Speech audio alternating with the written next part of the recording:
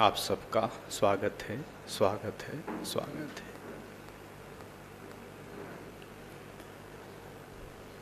आनंद ध्यान योग, जैसे आपने पहले 70 में सहयोग किया, उस प्रश्न को हल करने में, ऐसे ही अभी ध्यान और योग के विषय को भी आप हल कर सकते हैं और आपके द्वारा वो जल्द हल हो जाता है। आप सबको ज़्यादातर पता है योग का शाब्दिक अर्थ क्या है। योग का शाब्दिक अर्थ क्या है, कोई बताए? जोड़ना। और कोई?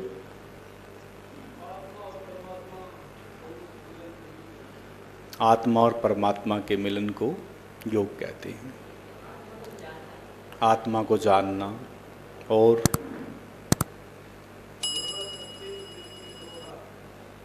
योगश्च चित्तवृत्ति निरोधा। बहुत सुंदर, बहुत अच्छे, बहुत सुंदर। और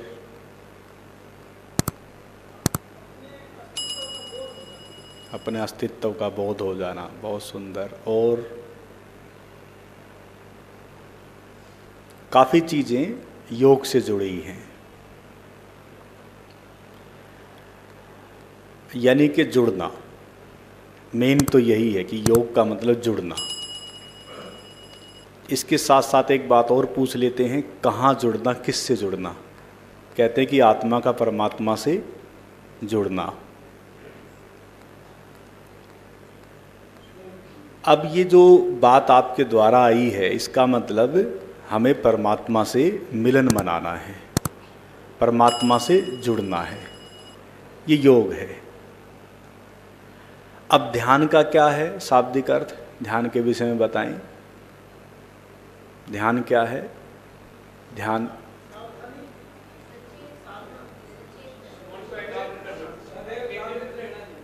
जागृत रहना, सचेत रहना,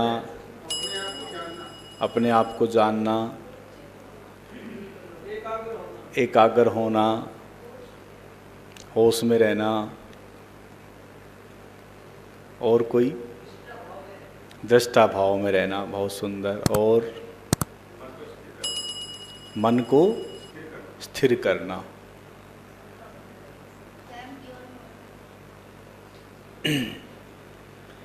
ध्यान और योग, देखो आप लोगों ने हल कर दिया ना कितनी जल्दी।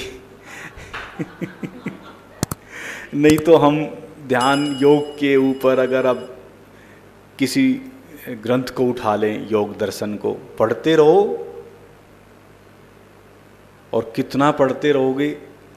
और ऐसे ही ध्यान योग के विषय में कितने ग्रंथ हैं, है ना? धम्मपद है, जैन सूत्र हैं, दुनिया भर की विधियां हैं। कोई कहेगा कि ऐसे है, कोई कहेगा कि ऐसे है, कोई कहेगा ऐसे है।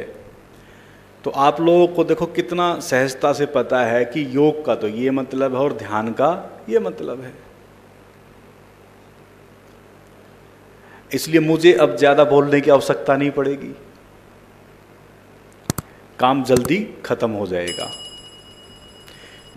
आज के समय में वैसे ही समय नहीं है, लेकिन योग का देखा जाए सही मायने में जोड़ और जुड़ना और आत्मा और परमात्मा से जुड़ना। अब मैं आपसे बस पूछना चाहूँगा, थोड़ा सा जल्दी जल्दी इस चीज़ को हम हल कर लेंगे। आत्मा कहाँ? आत्मा कहाँ है? कहाँ है आत्मा? परमात्मा कहाँ है? यानी कि परमात्मा भी अंदर और आत्मा भी अंदर। किस किस को पता वो हाथ खड़ा करे। बहुत सुंदर। जिसको नहीं पता वो हाथ खड़ा करे। जिसको नहीं पता है ठीक है, ठीक है, नीचे कर लें। हमें इतना पता है कि हमने सुना है कि आत्मा भीतर है और परमात्मा भी भीतर है। चलो इतना तो हमने सुना है कि भाई आत्मा भी भीतर और परमात्मा भी भीतर है। तो फिर हमें मिलन कहां मनाना पड़ेगा? कहां मिलन मनाना पड़ेगा? कहां जुड़ना पड़ेगा? सीधा सा है ना, बिल्कुल। यानी कि भाई चलो हमने सुन लिया कि आत्मा भीतर है और परमात्मा भीतर है, तो फिर हमें उससे जुड़ने के लिए, उससे योग लगाने के लिए, उससे मिलन के लिए तो हमें कहां जाना पड़ेगा? या हरिद्वार या वैष्णो देवी या किसी और तीर्थ पे? हाँ जी, कहाँ के चक्कर लगाने पड़ेंगे? वो तीर्थंकर कहाँ है आपका? समझ रहे हैं ना धीरे धीरे। यानी कि हम जो बाहर की परिधि पे, जो हमारे चारों तरफ जो परमात्मा के घर हैं, किसी न किसी रूप में जो तीर्थ हैं, वो तीर्थ का मतलब है, महत्व है, लेकिन वो महत्व और मतलब भी एक कारण है, क्योंकि जिन्होंने स्वयं के भीतर की यात्रा की, ध्यान देना, जिन्होंने अपने स्वयं की भीतर की यात्रा की और वो जब उस तीर्थ में डूबे, यानी कि उसके जब वो इर्द गिर्द रहे, यानी कि उस आत्मा के, उस परमात्मा के जब इर्द गिर्द रहे, यानी कि जब उन्होंने उसके चक्कर लगाए, तो वो तीर्थंकर हो गए। क्या हो गए? वो तीर्थंकर हो गए और उन्हीं के फिर तीर्थ और स्थान बन गए। ध्यान देना। और उन्हीं तीर्थंकरों के चक्कर हम अब बाहर लगा रहे हैं, लेकिन वो इशारा कर रहे थे कि जो मैंने जाना है, जिसकी यात्रा मैंने की है, वो यात्रा तुम भी करो। ठीक है, स्थान होता है साधना के लिए, लेकिन उसके चक्कर काट के आप उस प्रभु से योग नहीं लगा सकते, ना कभी मिलन हो सकता, ना कभी आप जुड़ सकते। इसलिए अगर जुड़ना है और मिलन करना है तो आपको कहाँ जाना पड़ेगा? कहाँ की यात्रा करनी पड़ेगी? अपने अंदर की। और जब आप अपने अंदर की यात्रा कर लेंगे, तब मैं कहता हूं कि जिन तीर्थों पे हम जाते हैं तब वो सार्थक होंगे। इससे पहले वो तीर्थ केवल कर्म कांड का हिस्सा बन जाएंगे और आप उनके चक्कर लगाते रहेंगे, आप चक्कर लगाते रहेंगे और आप अपने आप से चूकते चले जाएंगे। इसलिए मैं मना नहीं करता कि आप ना जाएं, ध्यान देना, लेकिन मैं अब इशारा कर रहा हूं कि जैसे ही आप अपने उस केंद्र के करीब रहेंगे, तो वो जो तीर्थंकर है, जहाँ तीर्थ है, जहाँ स्थान है, वो तब जाके सार्थक होगा। तब आपको समझ आएगा कि ये मंदिर क्यों बना, ये मस्जिद क्यों बनी, ये चर्च क्यों बना, ये तीर्थ क्यों बना, तब उसकी सार्थकता होगी। अभी केवल वो कर्म कांड का हिस्सा है। इसलिए कर्म कांड से हमें आगे बढ़ना है और हमें स्वयं की तीर्थ यात्रा पे लौटना है। ये तो तीर्थ यात्रा हुई और हमें स्वयं से जुड़ना है। तो स्वयं से जुड़ने का एक और मैं आपसे पूछ लूँ, ये जो पूरी कायनात, ये जो पूरा ब्रह्मांड कहाँ से प्रकट हुआ?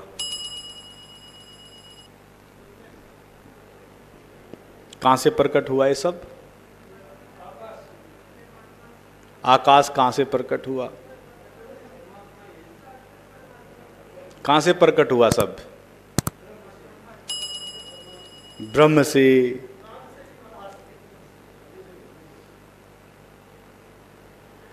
अरे सभी ग्रंथों में लिखा है कि सब परमात्मा के द्वारा प्रकट हुआ है। सबको पता है कि कहां से प्रकट हुआ है सब।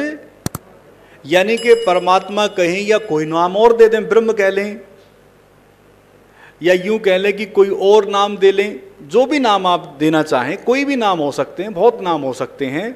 यानी कि ये सब जो प्रकट हुआ है, सीधा सा जो शब्द है जो हमें समझ आता है, कहते हैं कि सब परमात्मा के द्वारा प्रकट हुआ है। पूरी कायनात, पूरी पृथ्वी, नक्षत्र, चांद, तारे, सब उसके द्वारा प्रकट हुआ है। और मैंने कहा कि उस पृथ्वी पे जो 5 तत्व है, उसके द्वारा हमारा शरीर भी निर्मित हुआ है ना। इसका मतलब जब सब उसके द्वारा प्रकट हुआ है, पृथ्वी, नक्षत्र, चांद, तारे, तो शरीर भी किसका हिस्सा हुआ? किसका हिस्सा हुआ? परमात्मा का हुआ। तो मैं कहता हूं कि शरीर से जुड़ जाओ तो आप योगी हो गए। कितना सहज है योग, ध्यान दें। कितना है सहज योग? योग का संबंध कितना सहज है कि जब सब उसके द्वारा प्रकट हुआ है और हमें पता है कि पूरी कायनात उसके द्वारा प्रकट हुई है, और फिर 5 तत्व उसी के द्वारा प्रकट हुए हैं, उन्हीं 5 तत्वों का ये शरीर गठजोड़ है। तो इस शरीर से अगर आप जुड़ जाएंगे, अगर इससे योग कर ले और इससे अगर आप मिलन मना लेंगे, तो आप परमात्मा से मिलन मना रहे हैं। बड़ी अजीब सी बात लगेगी, अरे शरीर से यानी कि जुड़ना, परमात्मा से जुड़ना, क्योंकि परमात्मा कहते हैं कि कण कण में परमात्मा है। मैं कहता हूं कि कण कण ही परमात्मा है, और उस कण कण में जो हमारा विद्युतीय जो शरीर है, जो तरंगों से जो निर्मित है, केमिकल जो रसायन द्रव्यों से जो निर्मित है, तो ये भी तो उसी का है। और अगर इससे अगर आप जुड़ते हैं तो आप योगी हो गए। अब ध्यान क्या है? सचेत, होश, जागरूक होना, सचेत, सजग और होशपूर्वक होना ध्यान है। इसलिए ध्यान का जो सीधा सीधा संबंध है कि जो हम शरीर के साथ हैं, इस शरीर के द्वारा आप क्या करते हैं, इस शरीर से क्या करते हैं। देखो, शरीर के द्वारा आप करते क्या हैं, थोड़ा देखें क्या करते हैं। कर्म, सीधा सा मतलब है भाई, शरीर ही तो कर्मशील है। शरीर के द्वारा हम कर्म करते हैं, और कर्म भी कौन सा? नहाते हैं, खाना पकाते हैं, फिर खाना खाते हैं, फिर कुछ और कार्य जो हमें मिले हैं उन कार्यों को हम करते हैं। यानी कि जो दिनचर्या के, जो रूटीन के, जो हमारे शरीर के लिए जो चीज़ है, जो आवश्यक है, उनके लिए हम कार्य करते हैं और शरीर के द्वारा हम कार्य करते हैं। और मैं बार बार इशारा करता हूं कि जब हम इस शरीर से कोई कार्य करते हैं तो कई बार हम चाबी रख के भूल जाते हैं। ये मैं बार बार उदाहरण देता हूं। चाबी किसने रखी? हाथ ने। कृत्य उस समय क्या हो रहा था? चाबी रखने का। लेकिन चाबी रख के हम भूल गए। क्यों? क्योंकि हम उस समय ना शरीर के प्रति जुड़े थे, यानी कि ना हम शरीर से उस समय सचेत थे शरीर के प्रति, यानी कि उस कृत्य के प्रति ही हम सचेत और सजग नहीं थे।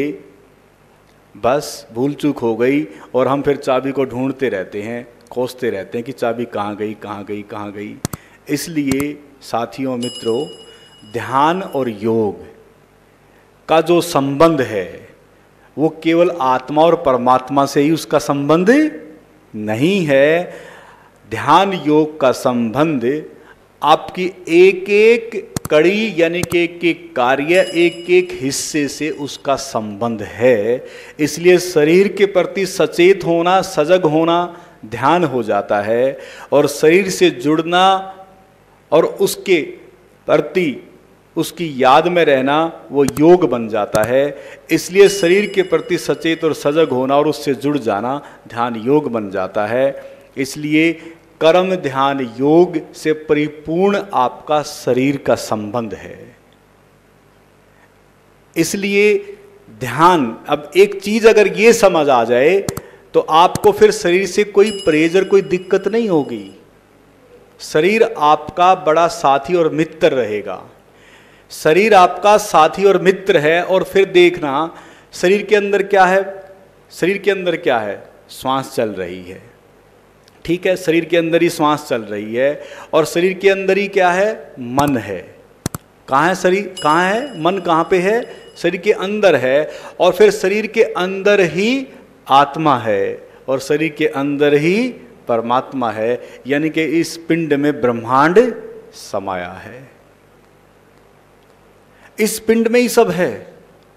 इसलिए अगर आपको केवल इस बात से ही सोचे कि हाँ बात तो बिल्कुल ठीक है, नहीं, ये तो केवल प्रवचन है। ये तो एक किस्म से समझ लो कि शास्त्रों में भी लिखा है, सभी जगह लिखा है। बात है कि हम एक एक कड़ी से जैसे ही जुड़ेंगे और जैसे ही उसके प्रति सचेत रहेंगे, वैसे वैसे ही कड़ी दर कड़ी हम आगे बढ़ते जाएंगे और हम उस परम अवस्था तक पहुंचने में कामयाब होंगे। और तब हमें आत्मा से मिलन और उस परमात्मा से मिलन हो सकेगा। तब हम कह सकेंगे कि अहम ब्रह्म अस्मि। तब कह सकेंगे कि मैं ही ब्रह्म हूं। ऐसे ही घोषणा करना नहीं होता। इसलिए घोषणा कोई कोई विरला ही कर पाता है, और वो बिरला कब कर पाता है? जो वो परत दर परत, कड़ी दर कड़ी ध्यान और सचेत और योग में रहते हुए वो आगे बढ़ता जाता है। इसलिए इसके भाग करते चले गए ऋषियों ने, बड़े भाग किए। अन्न में कोष बनाया, फिर प्राण में कोष बनाया, फिर मनो में कोष बनाया, फिर विज्ञान में कोष बनाया, और फिर कहा कि एक आनंद में कोष है। ठीक है, यानी कि जो 5 कोष हैं ये 5 शरीर हुए। एक अन्न में शरीर है, एक प्राण में शरीर है, और एक फिर मनो में शरीर है, एक फिर विज्ञान में शरीर है, और एक फिर आनंद शरीर है। दौड़ कहां तक की है हमारी? आनंद शरीर तक की। अब वो आनंद कहां है?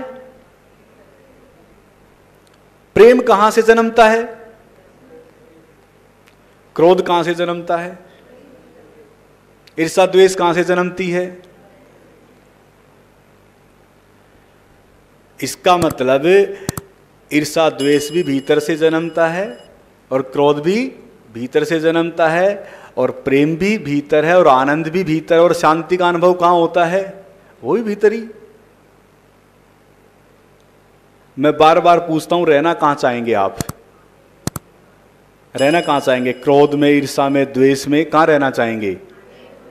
सब प्रेम और शांति और आनंद, और वो सब कहां है? अब मैं कहूं जाए मार्केट में 5 किलो क्रोध खरीद के लाएं, मिलेगा? मिलेगा कहीं? और मैं कहूं कि नहीं 10 किलो आप जो ना प्रेम खरीद के लेके आए, मिलेगा कहीं? कहां उसका बाजार, उसकी मार्केट कहां है? कहां है? भीतर है। इसका मतलब क्रोध का बाजार भी भीतर है, और प्रेम का बाजार भी भीतर है, आनंद भी भीतर है, ईर्ष्या द्वेष भी भीतर है, और यहां से आपको सब मिलता रहता है। आपके भीतर से सब जन्मता रहता है, पैदा होता रहता है। अब वो क्या पैदा होना चाहिए? वो रिस्पॉन्सिबिलिटी, जिम्मेवारी किसकी?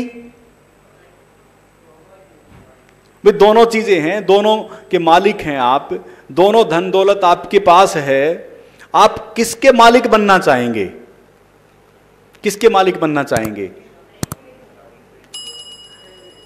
और उसकी रिस्पॉन्सिबिलिटी, उत्तरदायित्व किसका है?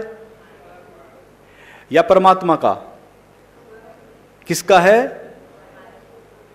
नहीं, बहुत से कहते हैं कि नहीं मेरी किस्मत में ही ऐसा है, मेरा तो जीवन ही ऐसा है, मैं तो पता नहीं पैदा ही ऐसे घर में हुआ, या तो मैं तो ऐसे ही जगह पैदा हो गया।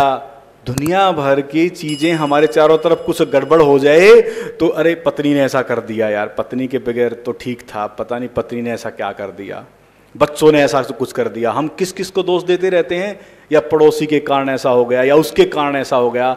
लेकिन रिस्पॉन्सिबिलिटी, उत्तरदायित्व स्वयं का है।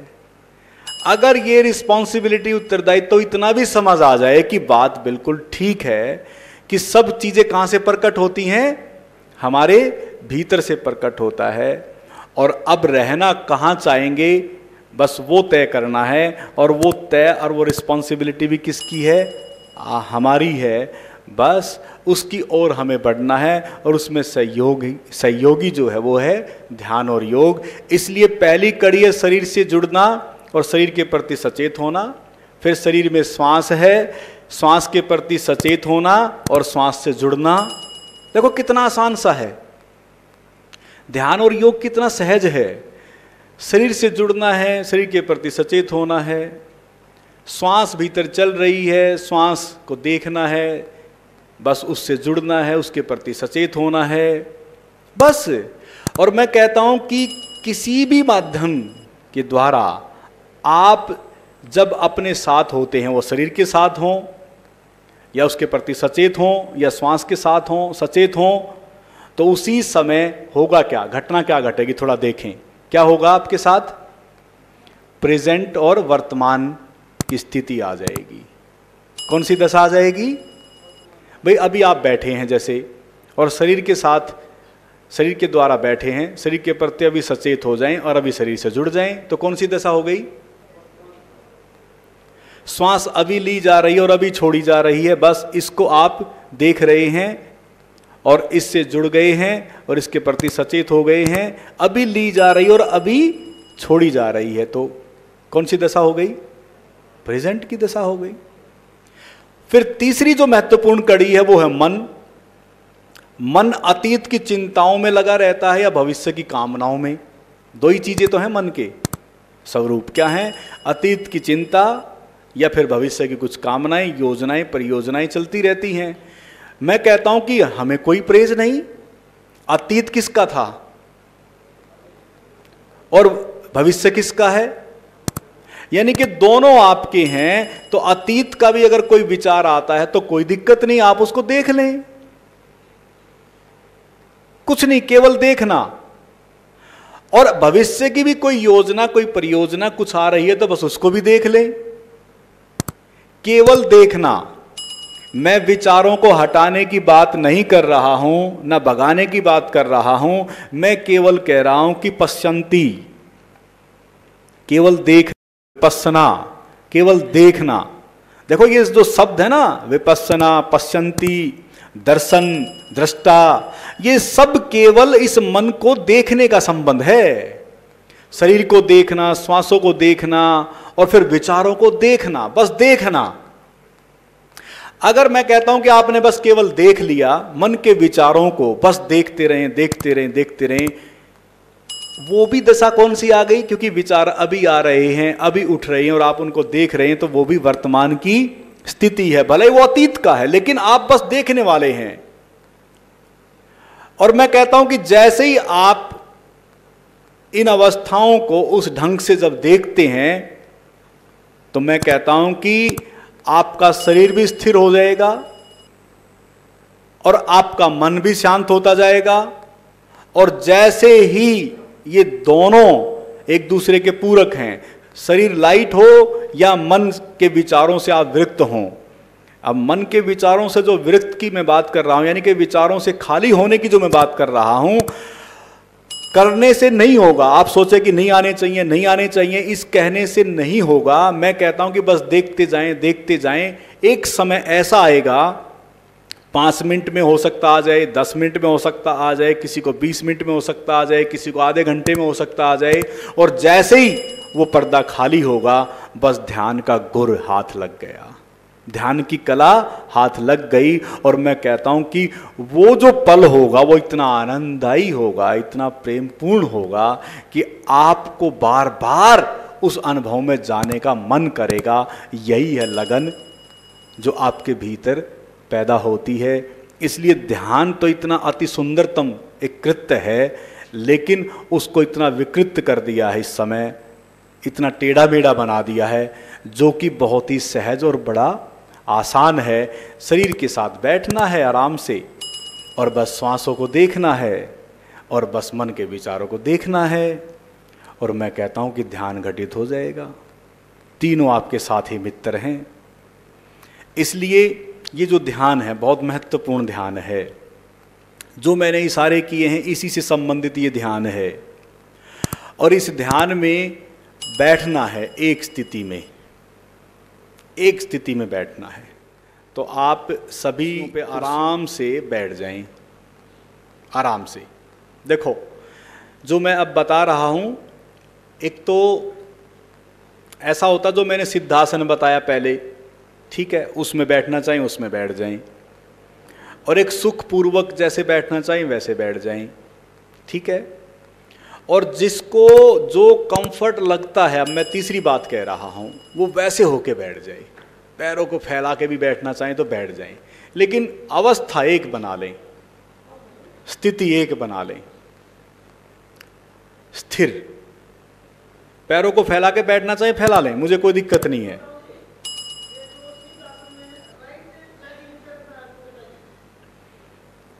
राइट रखना है वो अच्छा है, अगर दिक्कत करे तो आप लेफ्ट को भी कर सकते हैं, ठीक है।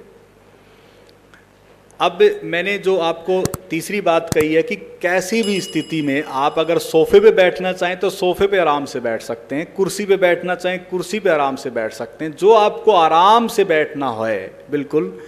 जैसे अब मैं आपको इशारा कर रहा हूँ, पतंजलि का जो मेन है एक पार्ट, एक शब्द आपने सुना भी होगा, शिथिर सुखम आसनम। आसन कौन सा है? स्थिर और सुखपूर्वक बैठना। उन्होंने ये नहीं कहा कि हिलते रहो, डुलते रहो, कपते रहो। स्थिर शिथिर सुखम आसनम, यानी कि कौन सा आसन आपको, कौन सा आसन में बैठना है जो आपको सुखपूर्वक लगता है, जिसमें आप स्थिर रह सकते हैं, बस। ठीक है, तैयार आप सभी? शिथिर सुखम आसनम, बस उस पोजीशन में बैठ जाएं। ले लें अपनी एक स्थिति, ले लें, एक पोजीशन ले लें, एक स्थिति बना लें। लेटना इसमें नहीं है, इसका ध्यान रखना, बस बैठना है। ठीक है, बैठे रहना है बस। एक चीज का और ध्यान रखना है, आंखें मैंने पहले भी कहा था बंद रखनी है, पूरे ध्यान तक आंखें बंद कर लें, बिल्कुल एकदम शांत और निर्मल, बिल्कुल आराम से बंद आंखें, बिल्कुल एकदम चेहरे पे थोड़ी सी मुस्कान हल्की सी, बिल्कुल आराम से बैठना है। अभी एक अवस्था, एक स्थिति, बिल्कुल स्थिर, एक अवस्था, एक स्थिति, बिल्कुल एकदम स्थिर। ध्यान योग।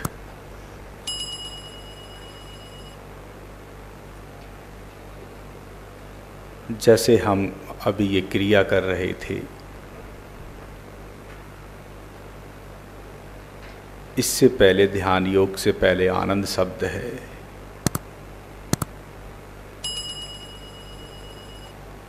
और वो आनंद की प्रतीति, वो अनुभव आपके भीतर है, और वो अनुभव होता है।